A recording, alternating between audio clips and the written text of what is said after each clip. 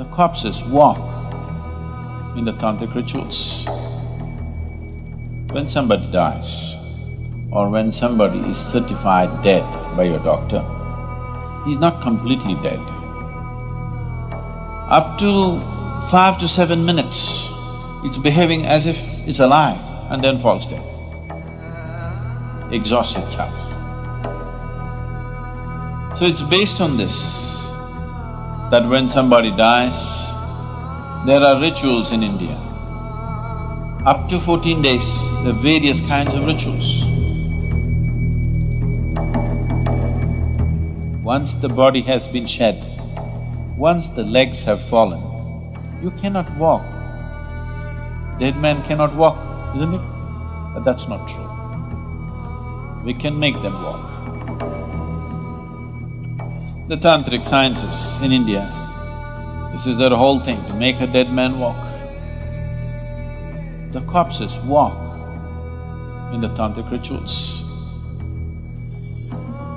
There have been many, but one has been historically recorded. There was a yogi, there have been many like this, there still are. There was a yogi who had mastered what is known as Surya Sparsh. That means… Sparsh? Okay, touch, okay. Contact or touch. So this is like the solar touch. There is a certain type of yoga called Surya Sparsh. So he mastered this. This was a bong. What's a bong? A Bengali. So, he lived in Varanasi and he periodically went to his guru and learnt different steps of this and was mastering this step by step. So, any number of times he displayed this in public, that if you bring a bird, a dead bird, which has been checked by everybody, it's for sure a dead bird, not a bird which is acting dead. A really dead bird, if it died within the last 3 hours, it's gone rigid. You know, within 3 hours a bird goes stiff. The rigor mortis sets in for a bird much quicker than for a human body. Because a bird has… the blood temperature, the body temperature of a bird is much, much higher than that of a human body. So, the way it cools down and how soon the rigor mortis sets in is much quicker in a bird's body than in a human body. So, 3 hours after the bird is dead, if you brought a bird to him with a simple magnifying glass, that too not from direct sunlight, from mirrored light. If you stand outside and mirror the sunlight inside, using that light through a magnifying glass, he would make the bird come alive. It would chirp, it would sit up, it would walk and it would fly. It would fly around for some time and then collapse and die again. So when people said, why can't you make it live? He said, this is all I know. My guru can make this happen. I am still learning, but he was already close to 70 years of age at that time. To his misfortune, it so happened, a 7-year-old boy of the local Islamic conquest had already happened.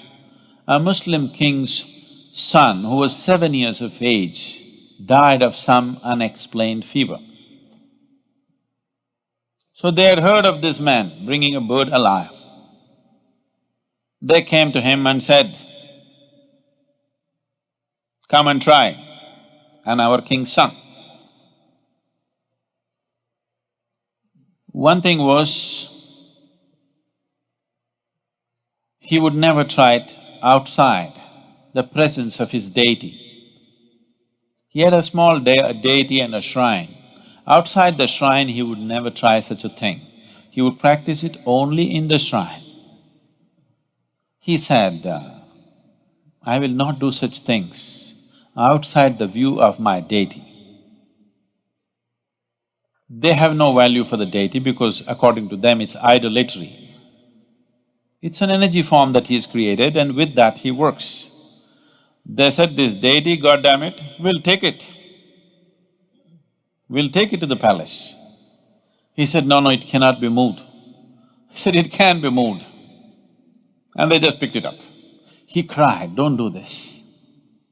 And when they picked it up and this was happening, they were trying to drag him, he said, I'm not going to come. I will not do it.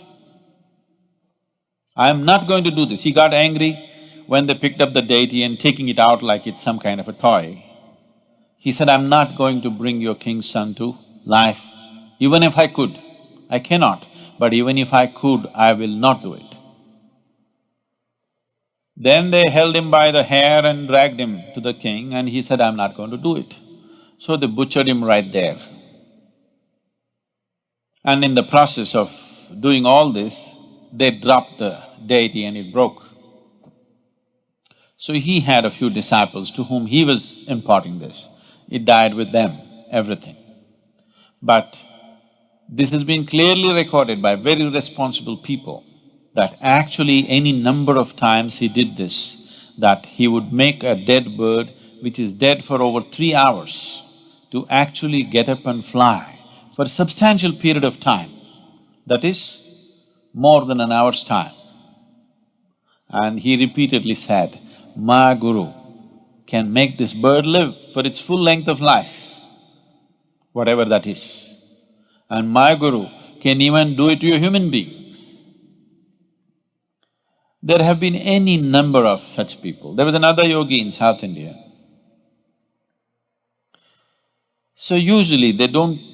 This is a kind of a fringe yogi, this bird yogi. This is a fringe yogi, this is not the mainstream. This is a mainstream yogi. So people were coming to him for blessings and things were happening around him so much.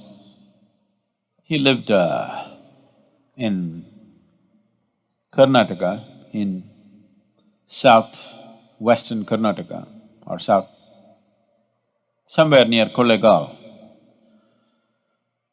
And people were gathering around him. One day it so happened, a young boy who died. The parents brought this boy and cried their hearts out. So, he looked at their plight and probably he sensed that the boy need not have died, it's more accidental in nature. So he dipped his finger, there was a lamp like this next to him. It is generally there, almost every yogi who is into certain kind of process will have a lamp burning next to him, an oil lamp. So, he dipped his finger into the oil and put it into the dead boy's mouth. And the boy came alive after some time and became perfectly all right. When somebody dies, or when somebody is certified dead by your doctor, he's not completely dead. Death happens slowly. If you are not already aware of this, where's this lady? She should know, pastor's daughter. Anybody undertaker's son or daughter? Nobody? You may already know, most of you, that after a person dies, up to 11 days for sure, most of the time up to 14 days, fingernails grow, hair grows. You know this? How many of you are already aware of this? Yeah.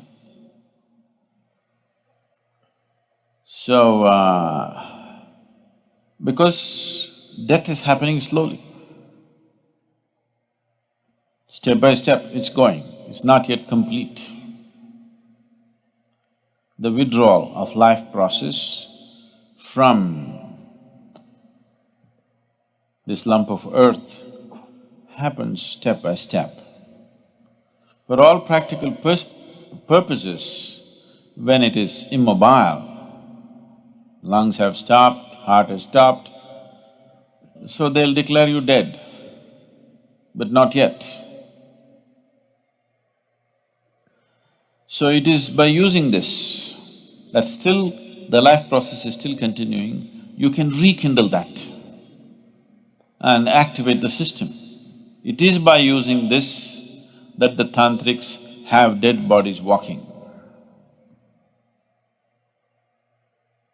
And it's not very uncommon, it's quite common.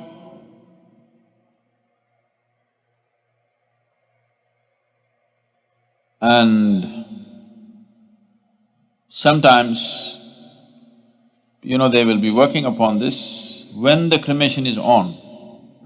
There have been many instances, I have not personally seen, but I know people who have no reason to lie about it and they will not. Such people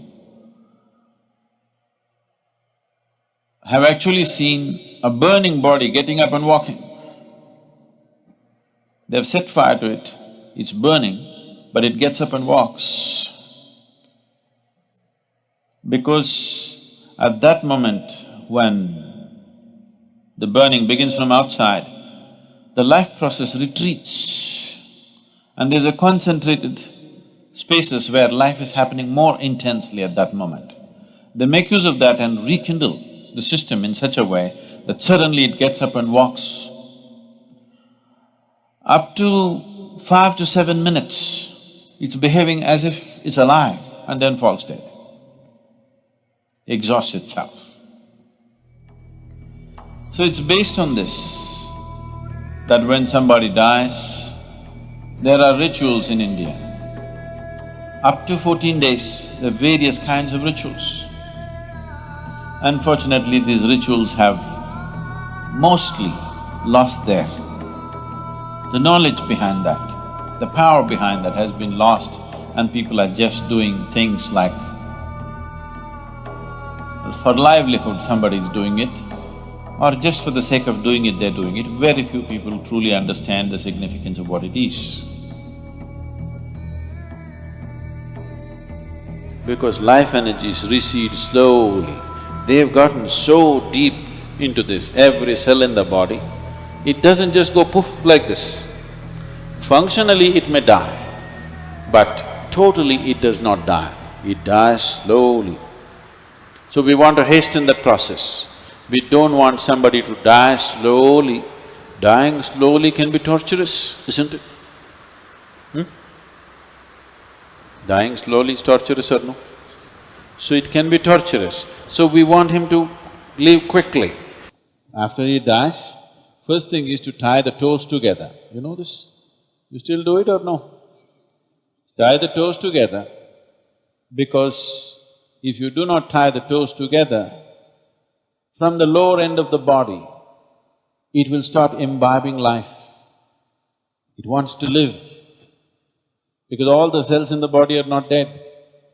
They're still making an effort to live. They will try to draw energy. When they try to draw energy, certain forces will enter the body. So you don't want that to happen to your loved one. So the moment he dies, you tie the toes. Now, no external support, he will go much more quickly. And the next thing is, you wash him up with water.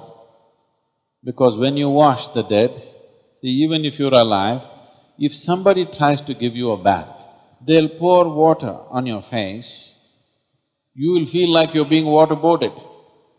When you were a child, when your mother gave baths to you, because we never used showers and things, they poured water, she always held it like this for you, so that the water doesn't come here and you don't feel waterboarded. But somebody else was giving a bath to you, they just poured, children are doing like this. Yes or no? So if you just pour water over the face, this dead guy gets waterboarded. If any little activity is happening, it'll all cease. So to live gracefully and to die gracefully is very important. Death is not some strange subject that we should not talk about. It is right here, progressing for all of us, isn't it? Slowly maturing, your death is maturing. One day it'll be complete. Let it be a long time after, but right now it is maturing, isn't it? So if you understand life very well, absolutely well, you can exit the body in such a way that you exit completely, you gather everything and leave. If you live like that, then we will give you a burial. We don't burn your body because we don't want to waste the wood on you. You have completely exited, there is no hurry. We can keep you for a day or two and then bury you. So I'm saying, this is a culture where we understood life and death absolutely well and dealt with it as it should be dealt with. Within the first 14 days, you can do a lot of service to the dead. That culture grew, that science grew in a big way in this country, but then got corrupted. So, what was a very wonderful science became commerce, and commerce became corruption. So today, if somebody in your house dies, you go to those people who claim they will do something, they will say, your grandfather wants to drink milk, give a cow, not 1 liter of milk, a cow. Your grandfather… it's raining, your grandfather needs umbrella, give an umbrella. Your grandfather is walking through thorny paths, he needs footwear. See, whatever you may know or you may not know about your grandfather, one thing you know is he left his body here and went. Once he's left his body here, umbrella, clothing, footwear, not okay. Yes? But unfortunately, it's become like this. So we are right now in the process of training people to do these kind of services, but you should never make it your profession. Just as a service, if you are willing to offer, we can train you to do these things properly, and it's a very important thing to do in life. It's a very important aspect. When somebody has lost his body, he is completely helpless. He needs help, and he can be helped, but not with contaminated, corrupt hands. Somebody who cares, somebody who has the necessary sense about it. If you want to go through something like that, such trainings, it's available. We are even starting our own cremation places. In Coimbatore, we have Isha Sudugadu. You know this? You don't know. Oh, you know where to die at least now. And if some of you train for this, you can deliver that service, and it's a very significant service.